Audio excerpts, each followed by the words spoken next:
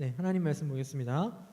하나님 말씀 시편 1편 1절로 6절입니다.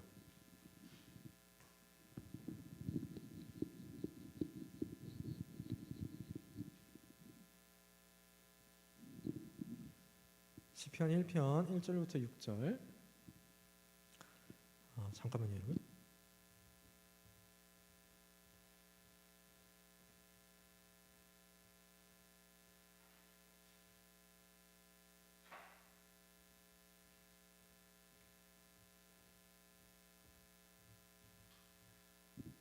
네, 찾는데 전혀 어려움이 없을 것 같습니다. 시편 1편 1절로 6절. 우리 길지 않으니까 한 목소리로 같이 함께 읽겠습니다. 시편 1편 1절부터입니다.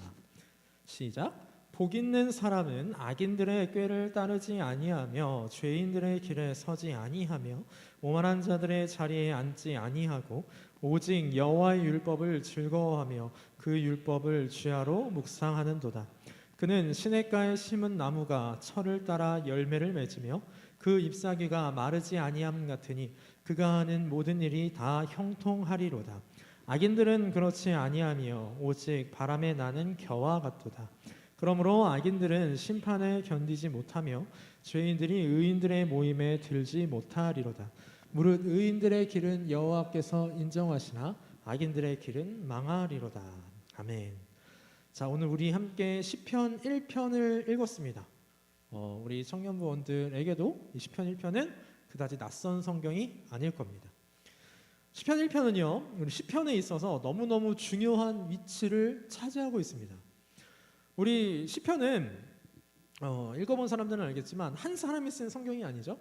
어떤 시편은 다윗이 썼고, 어떤 시편은 솔로몬이 썼고, 또 어떤 시편은 심지어 모세가 쓴 시편도 있고, 또 어떤 시편은 고라 자손이, 아삽이, 또 누가 쓴지도 모르는 시편들도 들어가 있습니다.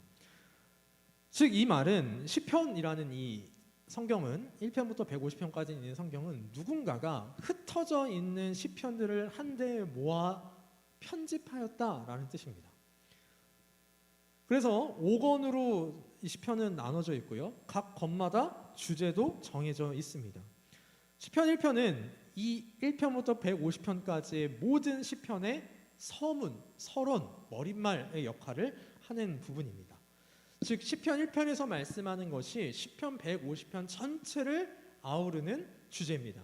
그러니까 시편 1편만 우리가 잘 이해하고 있으면 시편에서 하나님께서 우리에게 해주시는 말씀의 주제가 이것이구나, 시편의 큰 맥이 이것이구나 라는 걸 알 수 있는 것이죠. 그렇다면 시편 1편은 무엇에 대하여서 말씀하는가? 그것은 바로 주야로 하나님의 말씀을 묵상하라 라는 겁니다. 우리 삶에 있어서 하나님의 말씀을 떼어놓지 말라라는 것이 시편에서 말씀해 주시는 바입니다. 자, 오늘 이 시간 우리 말씀의 제목이 이겁니다. 말씀을 묵상하자. 네, 이 말씀의 제목으로 함께 하나님의 말씀을 증거하도록 하겠습니다. 여러분, 묵상이라는 말은 굉장히 많이 들었을 겁니다. 그죠? 묵상이 뭘까요? 묵상이 뭔가요, 여러분? 묵상이 뭐죠? 회장님, 묵상이 뭔가요? 우리 묵상이라는 말은 정말 많이 들었습니다. 그죠? 묵상이 뭘까요? 회장님? 묵상이 뭘까요?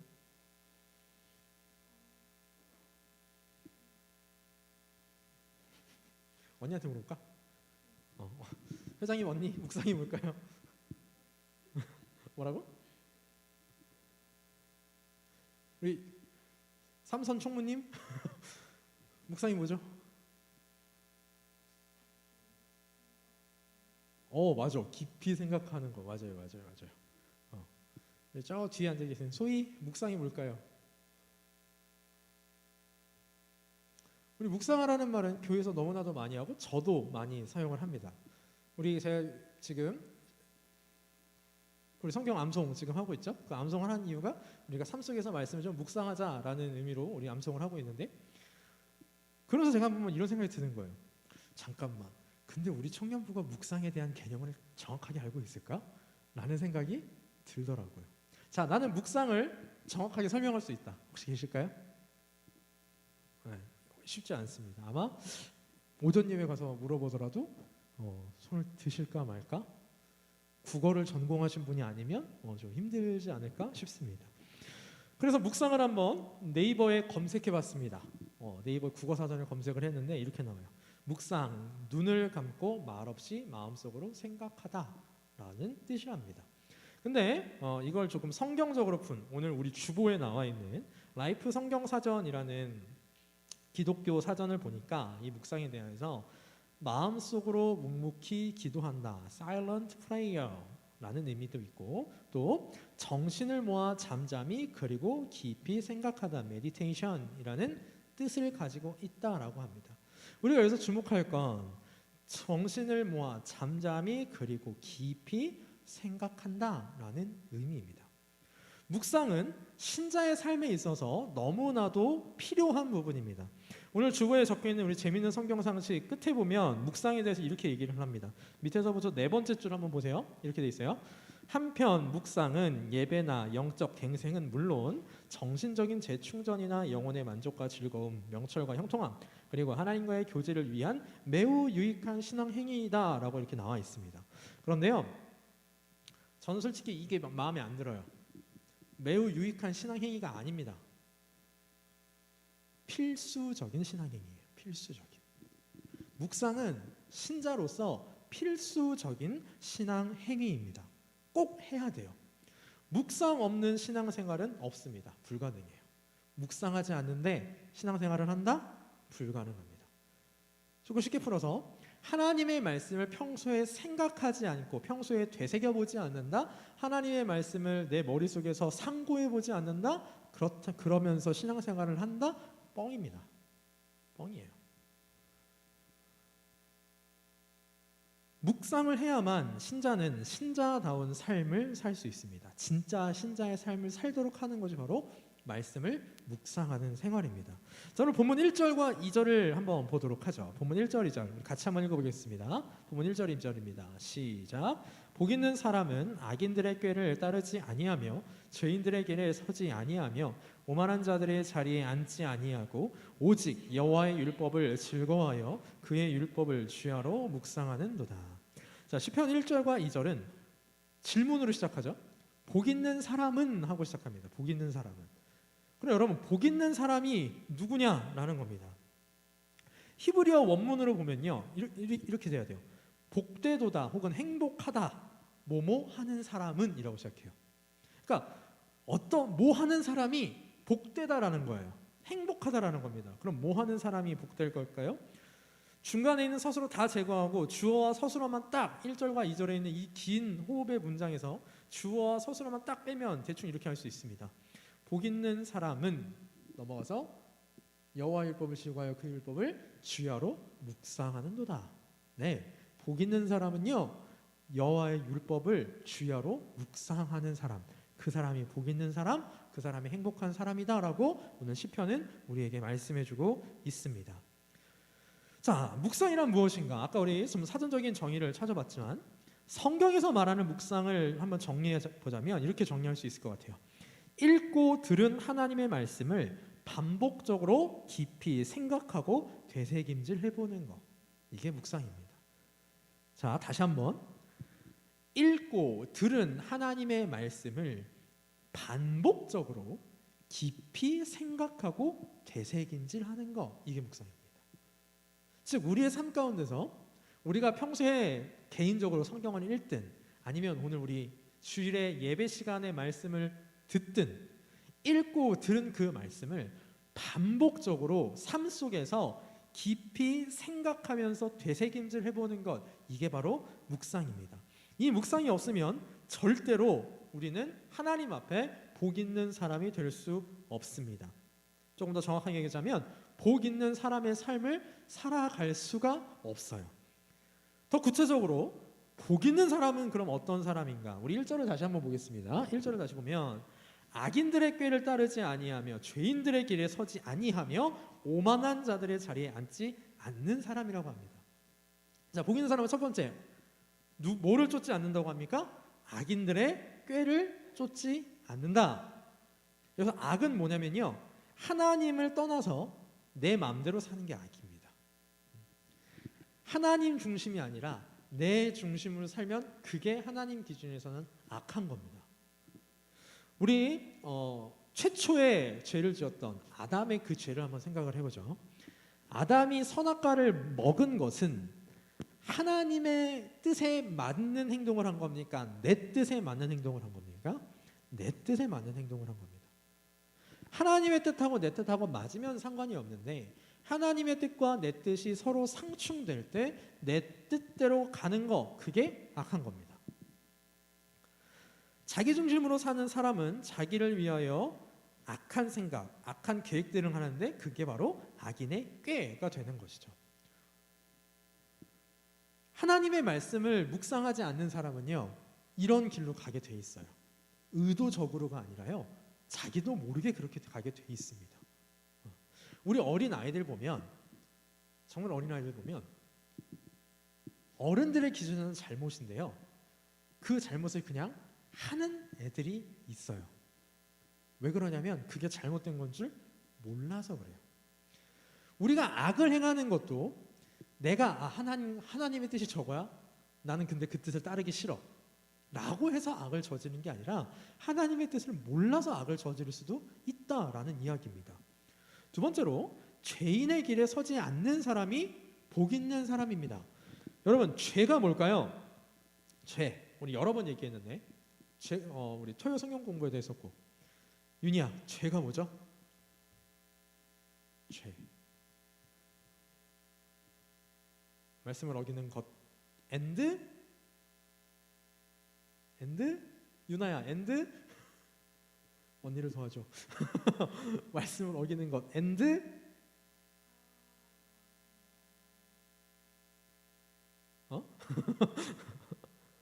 자, 하나님의 말씀이 있어요. 그걸 완전히 어긴 것도 죄고, 하나님의 말씀이 이만큼을 요구하는데 그만큼 순종하지 못한 것도 웨스트민스터 소리문답 14문을 보면 죄라고 말씀을 합니다.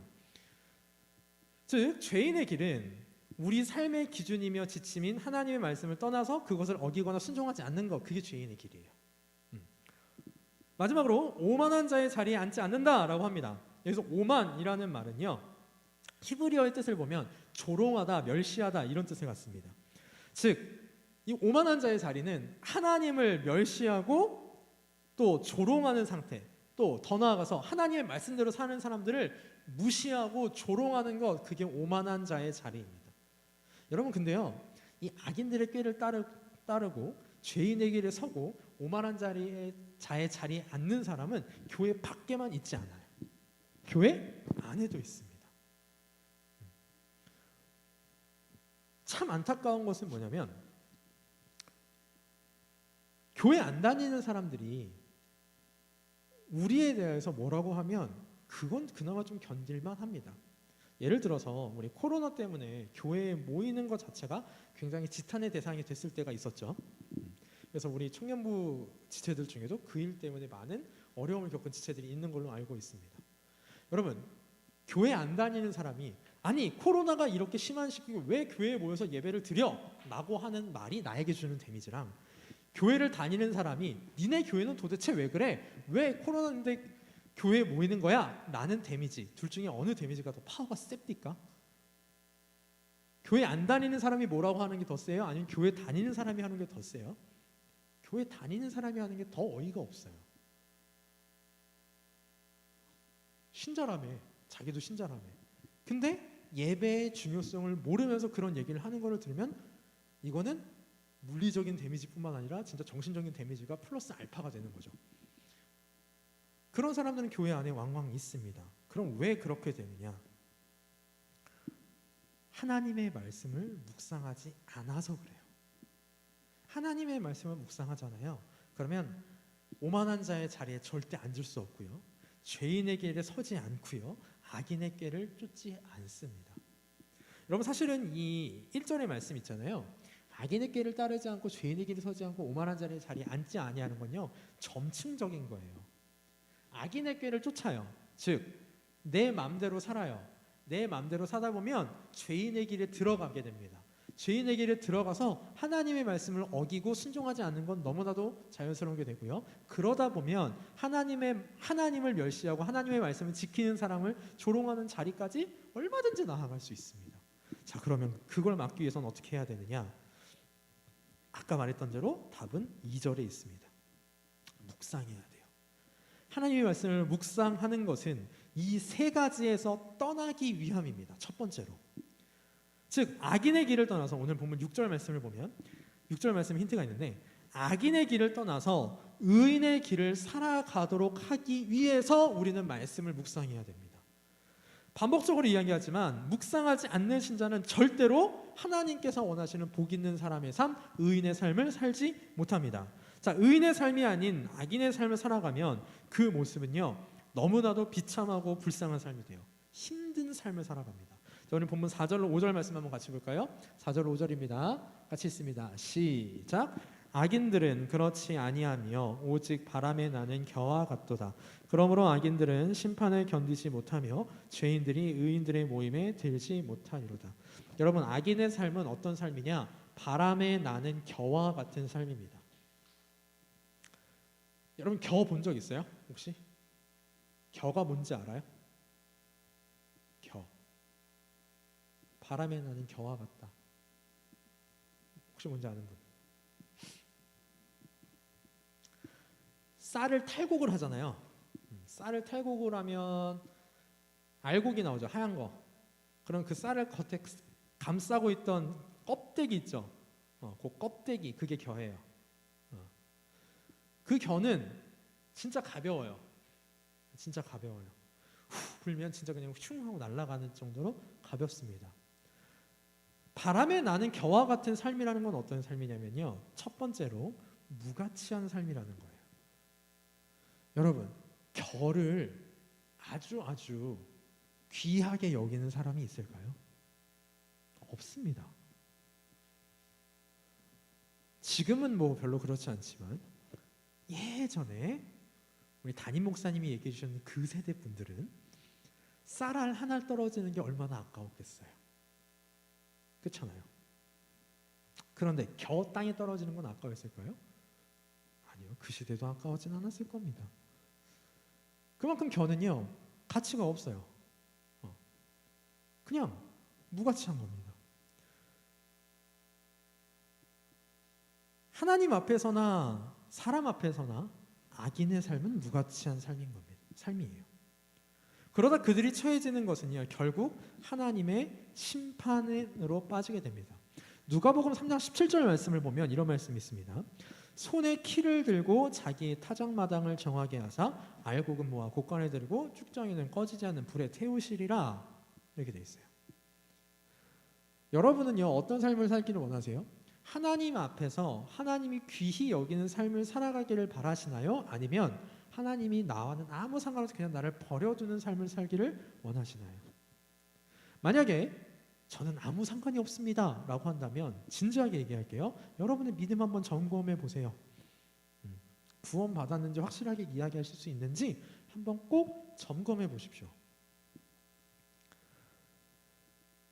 하나님 앞에서 무가치하게 살아가다가 심판을 받는 삶, 이 삶은 신자가 지양해야 되는 삶이에요. 그대로 살면 안 돼요. 그런 삶을 살면 안 됩니다.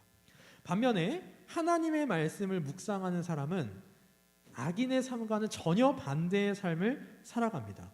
묵상하는 사람은 그 묵상을 통해서 말씀이 나를 지배하게 되고 나의 삶을 통하여 그 말씀이 나타납니다. 여러분, 묵상의 핵심은 내가 반복적으로 생각하고 되새김질하는 것에서 그치는 것이 아니라 그 반복적으로 생각하고 되새김질하는 가운데 성령 하나님 그 말씀을 통하여 나를 인도하셔서 내 삶이 하나님의 말씀대로 바뀌어가는 거예요. 그게 묵상의 핵심이에요. 그래서 제가 아까 그 말을 했던 거예요. 묵상 안 하는데 신자의 삶을 사는 건 불가능하다라고.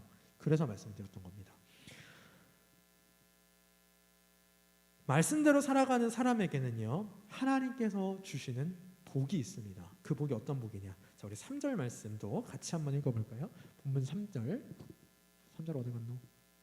3절 같이 읽어봅시다. 시작. 그는 시냇가에 심은 나무가 철을 따라 열매를 맺으며 그 잎사귀가 마르지 아니함 같으니 그가 하는 모든 일이 다 형통하리로다.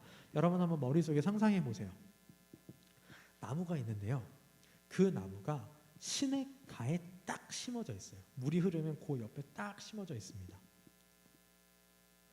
그 모습은요, 사진으로 찍으면 진짜 한 폭의 아름다운 사진, 또 아름다운 그림 한 장이 될 겁니다. 그런데 이 시냇가에 심은 나무라는 이 표현이요, 얼마나 복된 표현인지 우리는 솔직히 잘 와닿지 않아요. 왜냐하면 우리는 그런 걸 너무 많이 보거든요. 그런데 여러분, 지금 이 시편이 쓰여진 곳이 어디죠? 이 시편 어디서 쓰여집니까? 자, 문과 손. 나 고등학교 때 문과였습니다. 세계지리 한 사람. 시편은 어디서 쓰여진 거예요? 성경은 어느 나라에서 쓰여진 거예요?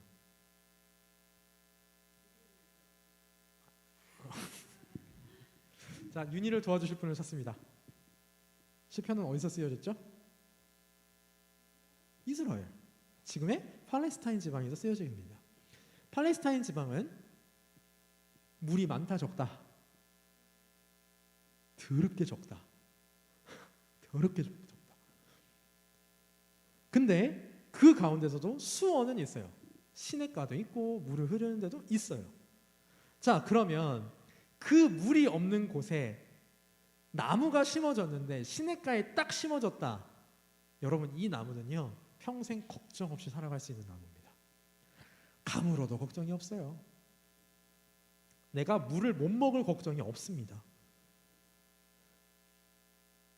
이렇게 물이 귀한 곳에서 나무가 시냇가에 심겨져서 그 뿌리에 맑은 물이 끊임없이 공급된다? 이보다 더 좋을 수는 없겠죠. 여러분, 나무들도요, 식물 키워본 사람은 알 거야. 나무들도요, 물 안 주면 죽어요. 목마르면 죽어요. 제가 이걸 언제 한번 겪었냐면, 우리 교회 밖에 나가면 화분들이 되게 많잖아요. 우리 교회에서 저 화분들을 보면서 결심했던 것 중에 하나가 나는 담임 목회한테 절대 화분 안 키운다라는 결심을 하면서 살아요. 난 좋았을 거야. 근데 저 화분을 이제 집사님이 관리를 해주시는데, 우리 하은이랑 송이 어머니 정 집사님께서 관리를 해주시는데, 예전에 한번 사고가 나신 적이 있었어요. 그래갖고 병원에 일주일인가 2주일 정도 입원하신 적이 있었거든요. 근데 저도 그렇고 이정희 목사님도 그렇고 쟤를 물을 줘야 된다는 생각을 못한 거예요. 못한 거야. 근데 애가 갑자기 한순간에 죽는 게 아니라요, 정말 사람이 시름시름 알아가듯이 애가 시름시름 알아가기 시작을 하는 거예요. 다행히 죽기 전에 정기사님이 퇴원을 하셔서 물 먹여서 살렸어. 다행히. 여러분, 그걸 보면서 와, 나무도 정말 살아있는 생명이구나는 그때 느낀다니까요. 이 나무가요, 얼마나 기분 좋겠어요. 내가 물 먹고 싶을 때 맑은 물을 끊임없이 먹을 수 있어요. 이건 진짜로 이 나무는요, 복된 나무예요. 행복한 나무예요. 그러다 보니까 끊임없이 공급되다 보니까 또 뭐도 맺을 수 있냐면 철을 따라 열매도 맺을 수 있고요. 잎사귀가 언제나 아름답게 푸르도록 유지될 수도 있습니다. 아까 제가 나무가 미친미친 병 들어간다 그랬잖아요. 나무가 병 들면 뭐부터 떨어지는 줄 알아요, 여러분? 잎사귀부터 떨어져요. 잎사귀가 되게 뭐라 해야지? 생기 있는 잎사귀가 있어요. 진짜 이렇게 딱 만져보면 아, 얘 건강하구나 하는 잎사귀가 있는데, 물을 안 주니까 잎사귀부터 말라가기 시작을 해. 되게 신기하더라고요. 얘는 지금 이 나무는 3절에 있는 이 나무는 아무 그런 걱정이 없는 나무예요. 언제나 나는 아름답게 열매도 맺고 잎사귀도 푸르고 할 수 있는 그런 나무입니다. 자, 여러분, 이 나무는요, 뭘 보여주느냐? 자, 여러분, 시편은 기본적으로 시입니다. 자, 지금부터 국어 강의 잠깐 들어갑니다. 국어는요, 국어에서 우리 시문학 하죠? 시문학 하죠. 우리 가장 최근에 수능 본 게 혜민은 수능 안 봐. 지은이가 제일 최근에 수능 봤을 거죠. 자, 시는 어떤 매체를 통하여 화자가 하고자 하는 얘기를 대신해 주죠. 그지? 예를 들어서 내가 마음이 슬픈데 슬프다 이건 시가 아니야. 내 마음을 누구한테 감정이입을 시켜요? 새한테 감정이입을 시키는 거죠. 예를 들면 내 마음이 저 새가 지저귀는 것처럼 구슬프다 이런 식으로 시각화시켜준단 말이에요. 자, 그러면 여기 있는 이 시냇가에 심은 나무는 누구를 시각화시켜준 걸까요?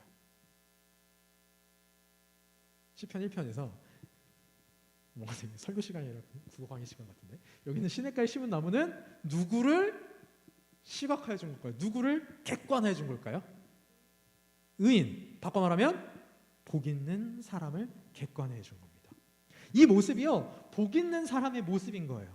복 있는 사람, 하나님의 말씀을 묵상하는 그 사람의 모습이 그 물이 귀한 팔레스타인 땅에서 시냇가에 심은 나무가 철을 따라 열매를 맺고 잎사귀가 마르지 아니함 같은 그런 모습이라는 겁니다. 무슨 소리냐?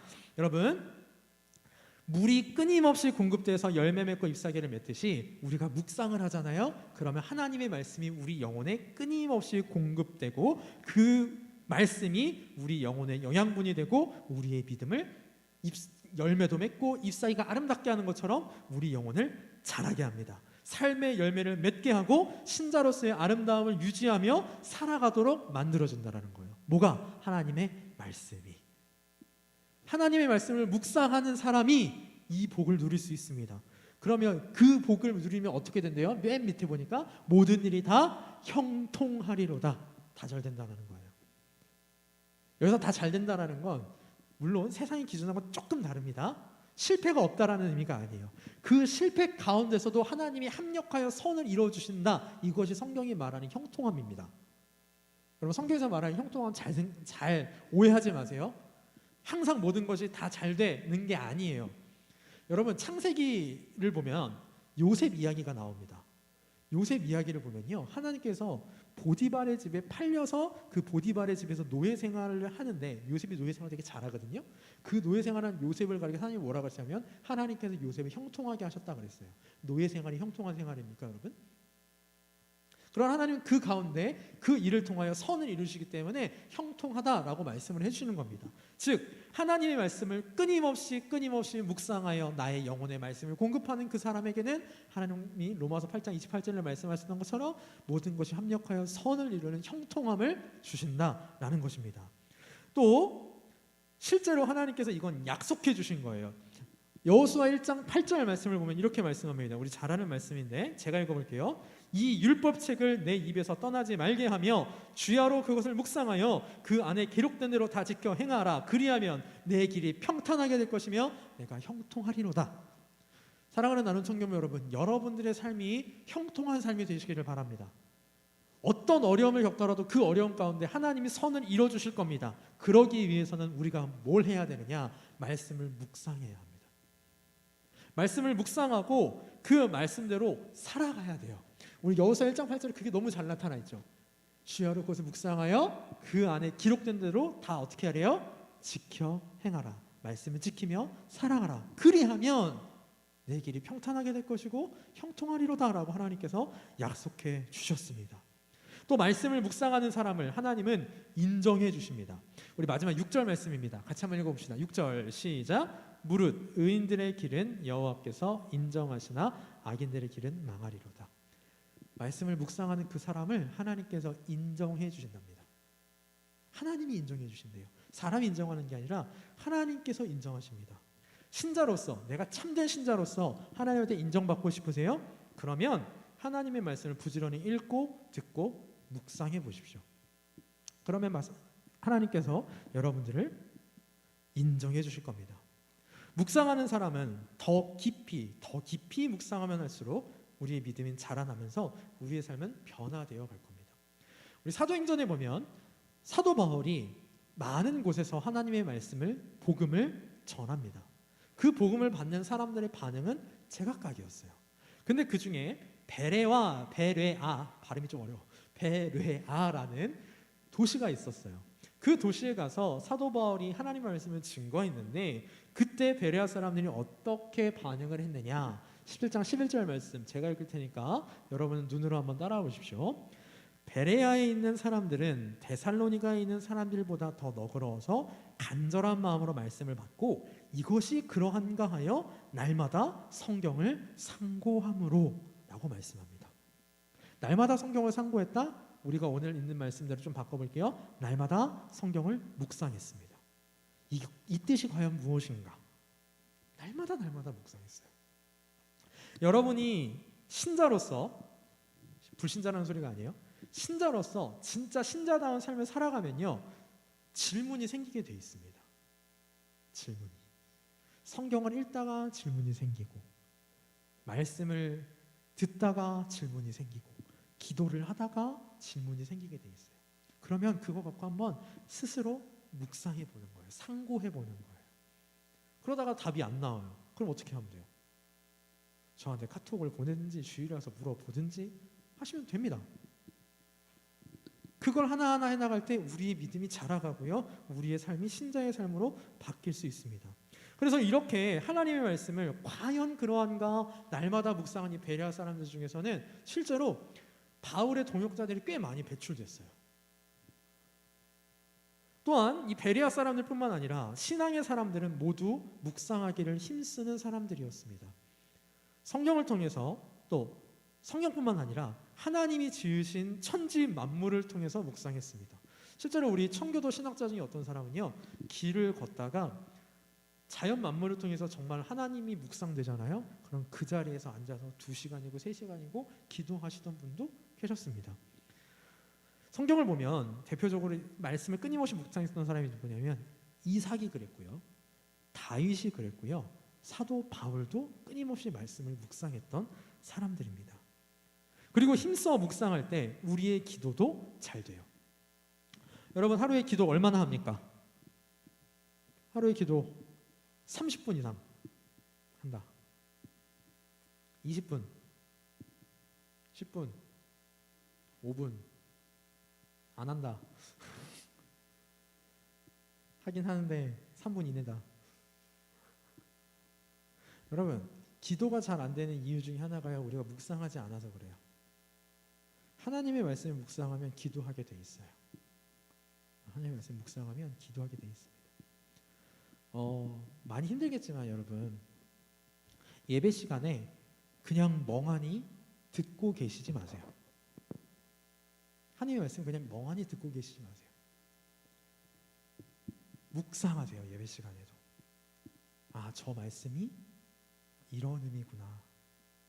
내 삶에 어떻게 적용해야 할까? 내가 어떻게 살아가야 할까? 묵상하셔야 합니다. 기도는요, 말씀에 근거하고 말씀을 통해 깨달은 은혜에 감사해야 하는 겁니다. 그래서 묵상하지 않는 사람은 진짜 기도 못해요. 기도가 안 돼요. 정확하게 얘기하자면 기도할 게 없어요. 기도할 게 없어요. 앉아서 기도해봤자, 말씀 묵상 안 하는 사람의 기도의 특징이 뭔지 아세요?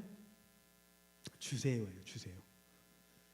이것 주세요. 저것 주세요. 시험 잘 보게 해주세요. 남자친구 생기게 해주세요. 좋은 여자친구 만나게 해주세요. 비트코인 올라가게 해주세요. 그게 묵상하지 않는 사람의 대표적인 기도예요. 이것도 주시고 저것도 주시고 그것도 주시고 이것도 주시고. 여러분, 기도는 그게 아닙니다. 물론 기도할 때 우리가 필요한 걸 구해야죠. 구해야 되는데 그것도 말씀에 근거해서 구해야 합니다. 사랑하는 우리 나는 청년 여러분, 우리 나는 청년부는 말씀을 묵상하는 청년부가 되기를 바랍니다. 말씀을 묵상하신 여러분들 각자가 되시기를 바랍니다. 개인의 삶 속에서 하나님의 말씀을 끊임없이 생각하시기를 바랍니다. 24시간 못해요. 24시간 못해요. 제가 단언해서 말할 수 있어요. 못해요. 그러면 하루에 시간을 정해놓고 그 시간만이라도 묵상하는 시간을 가졌으면 좋겠습니다. 제가 그래서 성경 79절 외우자, 외우면서 묵상하자라고 했던 이유가 그겁니다. 하나의 말씀이라도, 조그만 그 하나의 말씀이라도 끊임없이 묵상하다 보면요, 내 삶이 변하게 됩니다. 제가 요새 가장 많이 묵상하는 말씀이 있습니다. 우리 그 페이퍼에도 들어가 있는데 스가랴 4장 6절 말씀입니다. 이는 나의 힘으로도 되지 아니하고 능력으로 되지 아니하며 오직 나의 영으로 되느니라. 그 말씀이에요. 제가요 교육자로서 교육자 생활을 하는데 그럴 때가 참 많아요. 내 힘, 내 능력으로 할 때가 참 많았더라고요. 멍청했죠. 내 힘, 내 능력으로 하잖아요. 그럼 힘만 들고 결과도 잘 안 나요. 해보니까 그래. 그러나 하나님의 성령 하나님의 도우심을 받으면서 하니까 되더라고요. 그래서 저는 기도할 때마다 이 말씀이 계속 생각나요. 묵상하면서 해요. 묵상하면서. 또 말씀을 많이 우리가 묵상해 놓으면 해 놓을수록요 우리의 삶은 그렇게 변화되어 갑니다. 운전하다가 열받아서 창문 열고 한마디 하고 싶을 때도 그 말씀이 생각나. 한 입에서 어떻게 찬송과 저주가 같이 나오냐고. 사랑하는 나눔 청년 여러분, 우리 나눔 청년 여러분들에게 묵상된 말씀이 많이 있기를 바랍니다. 내 안에 여러분들이 쉽게 기억할 수 있는 말씀들이 있을 거고 쉽게 와닿는 말씀들이 있을 겁니다. 솔직히 말해서 오늘 이 시간 우리 시편 1편부터 1편 1절부터 6절까지 봤는데 누군가는 1절이 마음에 와닿을 거고 누군가는 4절이 와닿을 거고 누군가는 6절이 와닿을 거예요. 좋습니다. 그렇다면 나에게 와닿는 그 말씀 가지고 계속 묵상해 보세요. 반복적으로 깊이 생각하고 되새김질해 보세요. 그러면 여러분들의 삶이 변화될 수 있을 겁니다. 우리 청년부 지체들 각자의 삶이 오늘 말씀하신 성경에 있는 말씀대로 악인의 꾀를 따르지 않고 죄인의 길을 서지 아니하며 오만한 자의 자리에 앉지 않고 오히려 하나님이 약속하신 시냇가에 심은 나무와 같은 그 복을 받으면서 하나님의 인정을 받으면서 믿음이 날마다 자라나고 믿음의 열매가 드러나게 될 겁니다. 이 일이 가능한 건 말씀을 묵상하는 것, 그것부터 출발합니다. 사랑하는 성도님 여러분, 묵상합시다. 말씀을 묵상합시다. 제가 오늘부터요 뭘 해보려고 생각을 했냐면 제가 매번 얘기하죠. 일주일에 우리 그 성경 구절 일주일이면 상반기에 우리 암송하는 것 한 번 볼 수 있다고. 5구절씩이니까 그냥 오늘부터 5구절씩 올려드릴게요. 매일매일. 오늘은 저녁에 올려드릴 거고 내일부터는 아침에 올려드릴게요. 오늘은 1번부터 5번 창세기, 출애굽기, 레위기, 민수기, 신명기 올려드릴 거고요. 그 다음부터 여호수아부터 쭉 올려드릴게요. 내일 아침부터. 근데 여러분 저도 아침에 그걸 해요. 아침에 5구절씩 묵상을 하는데 그냥 읽고 끝이 아니라 몇 번 읽어봐요. 몇 번 읽어보고 생각해 봅니다. 그러면 정말로 나의 마음속에 와닿는 게 달라요. 그리고 마지막으로 한 가지 더. 우리가 하나님의 말씀을 묵상하는 삶을 살 때요 반드시 기억해야 될 거. 내 힘으로 되지 않는다라는 겁니다. 묵상하기 전에 꼭 기도하세요, 여러분. 우리 예배하기 전에도 항상 기도하죠. 제가 꼭 예배 시간마다 하는 게 뭐냐면 성령 하나님 역사해달라고 기도합니다. 왜? 제가 아무리 논리적으로 아무리 여러분의 머릿속에 절대 그럴 리가 없겠지만 머릿속에는 명설교를 한다 하더라도 그것이 성령 하나님이 역사하시지 않으면 아무 소용이 없거든요. 마찬가지예요. 우리가 성경을 읽더라도요 성령 하나님이 역사하시지 않으면 우리 그냥 책 읽은 겁니다. 나의 영혼에 아무런 양식이 되지 않아요. 항상 기도하시고 그 말씀 읽으면서 묵상하시는 우리 나눔 청년 되시기를 바랍니다. 오늘 말씀 정리하겠습니다. 오늘 말씀을 묵상하자라는 제목으로 하나님의 말씀을 증거했습니다. 사랑하는 청년부 여러분, 우리는 신자예요. 예수 그리스도를 믿은 사람들입니다. 근데 한번 자기 자신을 점검해 보세요. 예수 믿는 사람처럼 평소에 살고 있습니까? 교회 안에서는 우리 청년부 안에서 이렇게 모여 있으면 예수 믿는 사람 같아요.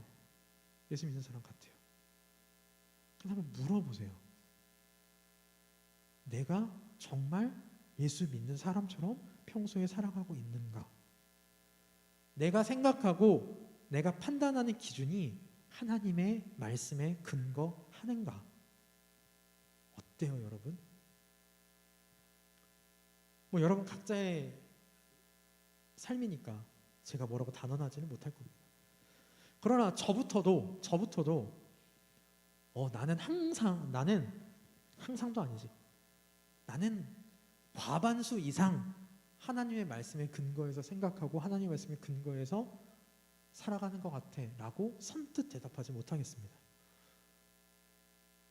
저도 묵상이 부족한 거죠. 우리 같이 청교 여러분 다 같이 함께 묵상을 하면서 묵상하는 생활을 힘써 하면서 평소의 삶 가운데 하나님 말씀대로 하나님 말씀을 기준으로 삼고 근거로 삼고 생각하고 행동하는 우리 나눔 청교부 되셨으면 좋겠습니다. 기도하겠습니다.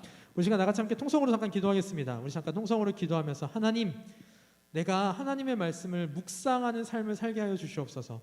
하나님의 말씀을 읽고 듣고 그 읽고 들은 그 말씀을 반복적으로 생각하면서 되새김질하면서 나의 삶에 적용할 수 있도록 성령 하나님 나에게 역사하셔서 인도하여 주시옵소서. 이 시간 다 같이 함께 통성으로 기도하겠습니다.